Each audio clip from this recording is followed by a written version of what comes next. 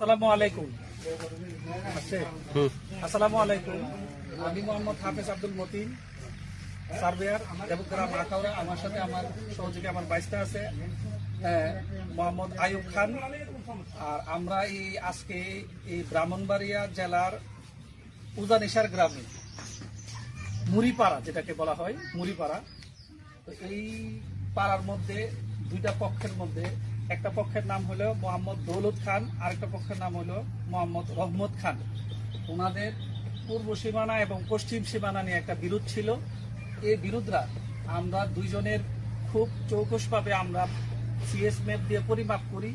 পরিমাপের আলোকে এখানে যেতটুকু একটা দৃশ্যমান দাঁড়াইছে, এই দৃশ্যমানের ক্ষেত্রে এখানে আমাদের শ্রদ্ধেয় বড় ভাই জীবন খান এবং শ্রদ্ধেয় বড় ভাই জসিম খান ওনারা সহ আমার বড় ভাইয়ের নাম নাজন খান সহ আরো অন্যান্য মই মুরব্বীরা ছিল। এই সামাজিক মীমাংসাটা একেবারেই নিষ্পত্তির লক্ষ্যে সামাজিকভাবে যারা এই সালিশগণ ছিল, এরা পুঙ্খানুপুঙ্খানুভাবে মেহনত করে তাদের নিজ কর্মস্থল বিসর্জন দিয়ে এই সমস্যাটা সমাধানের লক্ষ্যে বহু পরিশ্রম করেছে। এই পরিশ্রমের মাধ্যমে আজকের এই বিষয়টি মীমাংসিত হয়েছে। এই মীমাংসার মাধ্যমে আমরা কাল যে সীমানাটা সামাজিকভাবে এটা মীমাংসিত হয়েছে, এই দুই পক্ষই এই বিষয়টা মীমাংসা মাইনে নিছেন। আপনারা দুই পক্ষ যে বাইরে আলহামদুলিল্লাহ, ঠিক আছে। জি ভাইটা কিছু বলেন। আসসালামু আলাইকুম। আসসালামু আলাইকুম। আমি মোহাম্মদ হাফেজ আব্দুল মতিন, সার্ভেয়ার, দেবগ্রাম আখাউড়া। আমার সাথে আমার সহযোগী আমার বাইশটা আছে, মোহাম্মদ আয়ুব খান।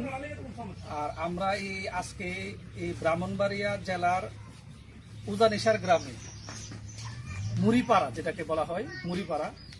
তো এই পাড়ার মধ্যে দুইটা পক্ষের মধ্যে একটা পক্ষের নাম হলো মোহাম্মদ দৌলত খান, আরেকটা পক্ষের নাম হলো মোহাম্মদ রহমত খান।